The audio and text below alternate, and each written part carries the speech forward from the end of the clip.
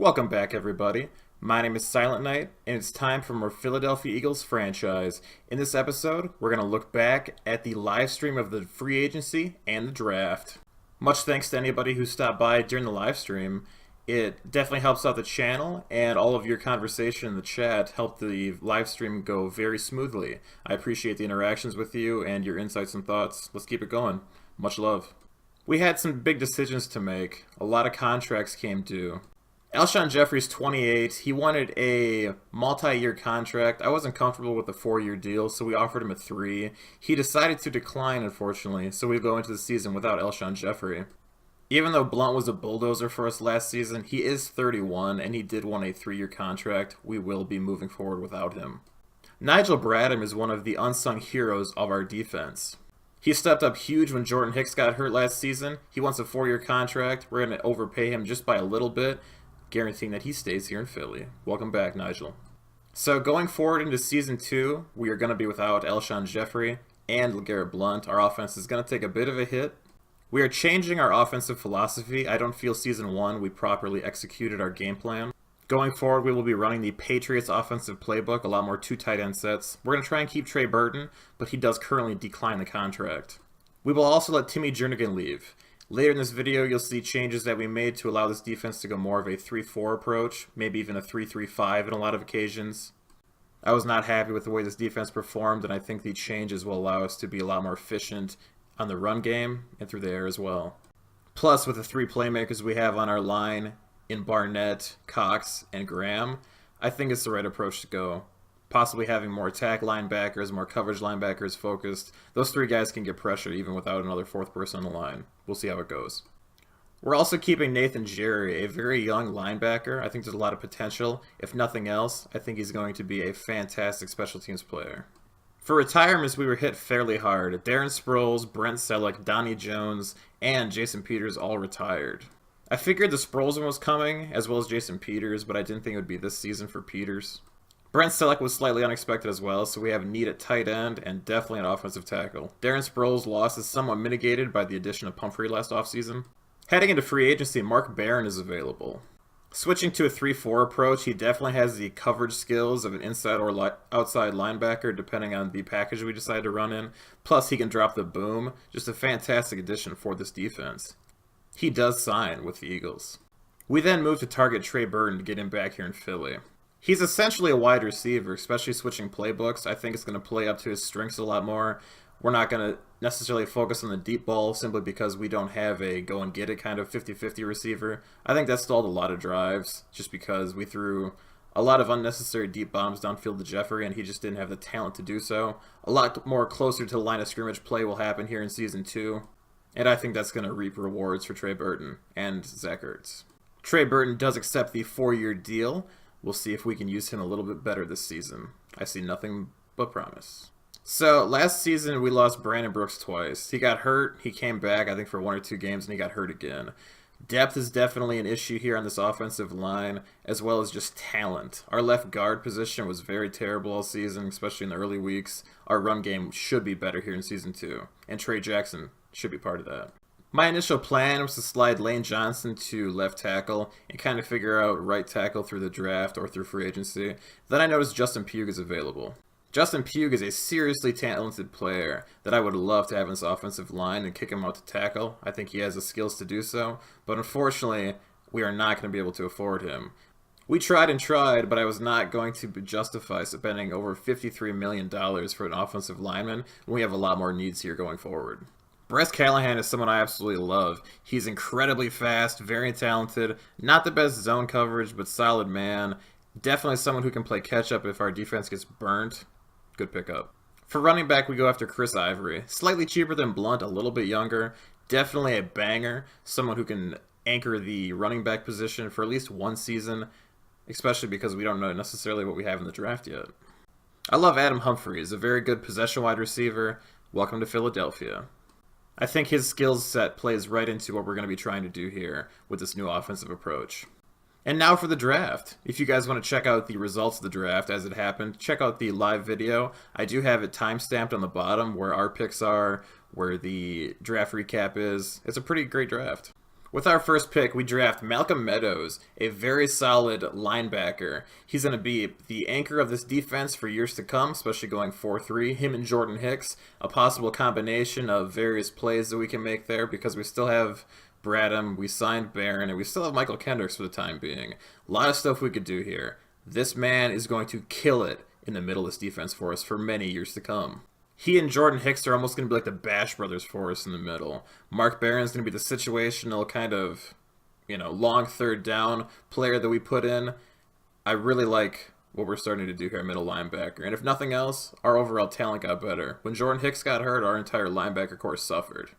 With our 3 beasts on the defensive line, these linebackers should be able to get in. I'm definitely going to dial up a lot more exotic blitz schemes here in Season 2. Not necessarily just make the defensive line get all the quarterback pressure. I see big things for Malcolm Meadows.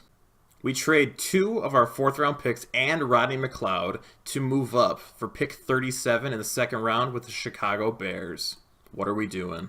McLeod had a solid season, but I definitely think we can improve on our talent at safety, especially because he's not getting any younger. His regression cap is going to come very soon. LaJarvis Swilling is our play here. He has B+ hit power, C+ zone coverage, and C+ tackle. He's 6'2", and he can drop the absolute boom. We take him right here, and he's ranked the number 30 player, and we got him at 37. He has slow development, but I think his 87 speed, 79 zone, 78 tackle, 75 pursuit, 92 acceleration, 87 hit power, definitely play into his favor. Plus, he's only 22. He will improve, especially if we can break that slow into normal, depending on how his season goes. This might be the second coming of Weapon X, Brian Dawkins. Plus, he has balanced ball tendency, and he's disciplined. I like the move a lot. I'm not afraid to trade up, especially if we can reap the rewards of it. Here in round 4, we have a couple decisions to make.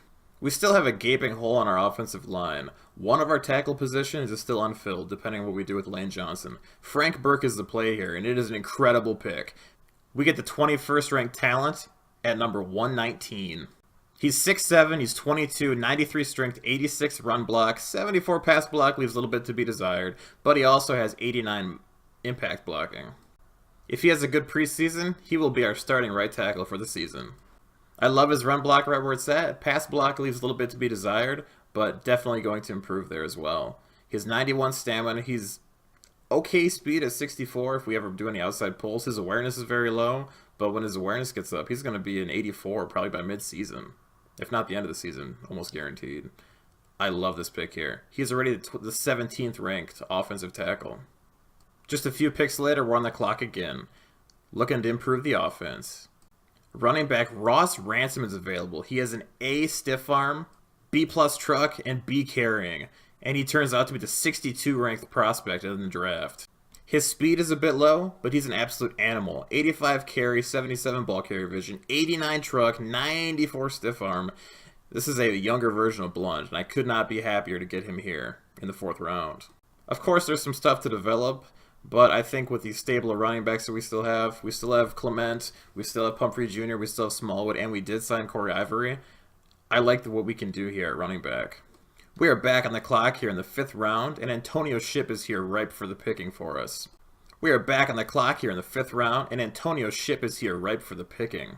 B+ catching traffic, B catching, B- route running. Definitely someone we need in this offense. He has 88 speed, 82 route running, 84 catching, 86 acceleration, 88 catching traffic, 80 spec catch, 88 jumping. And he's the 60th ranked talent in this draft. His quick development will help him progress even quicker. This man looks like a superstar here and a steal at where we got him. He's 23 out of Boston College. The perfect kind of player to play in this offense.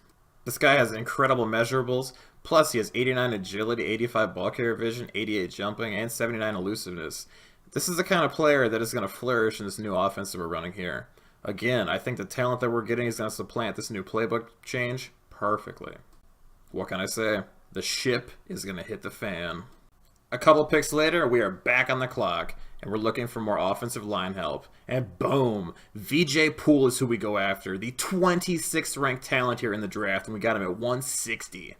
Another 6'7" behemoth to add to this offensive line, 87 strength, 84 run block, 76 pass block, 84 impact.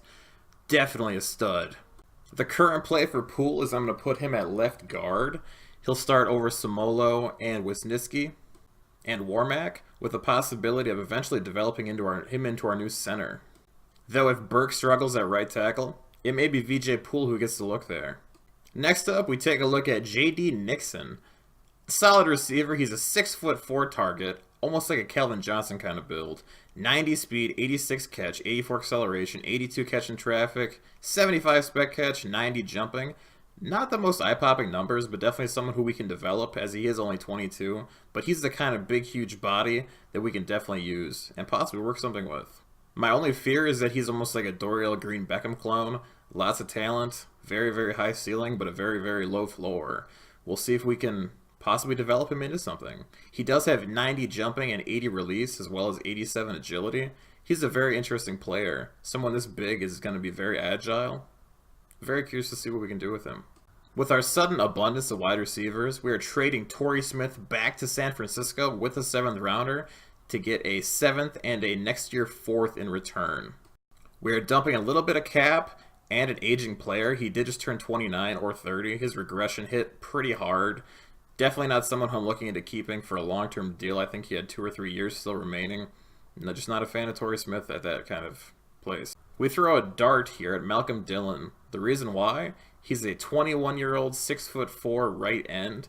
Seemed to be slightly talented, especially because he had a first-round grade, but he fell all the way to 7th round.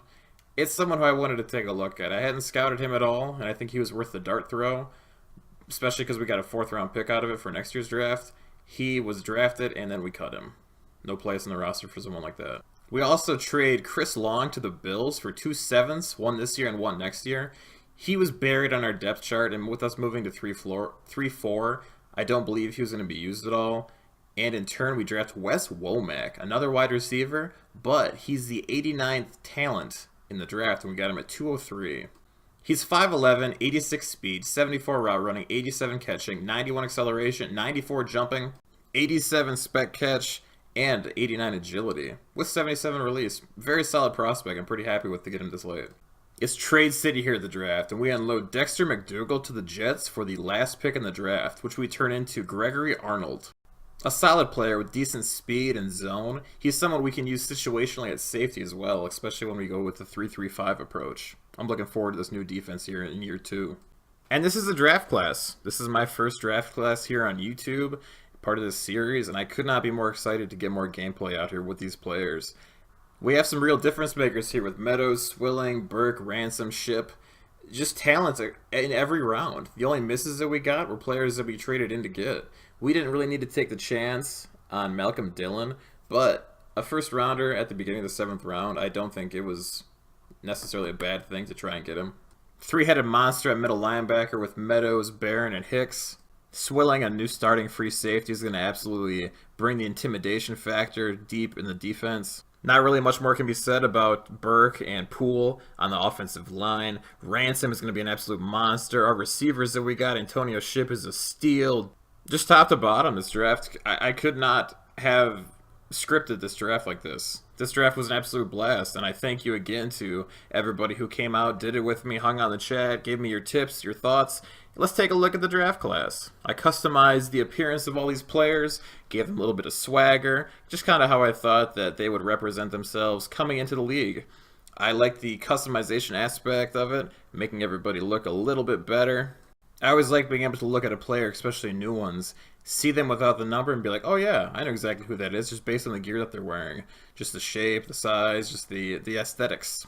But yeah, that will conclude the Season 1 offseason. We are smashing into Season 2. I have already signed our undrafted free agents. I'm not going to do a recap on that, but I will show them off if they make the team here. Preseason will be coming very soon, and I might even stream it depending on the schedule upcoming days.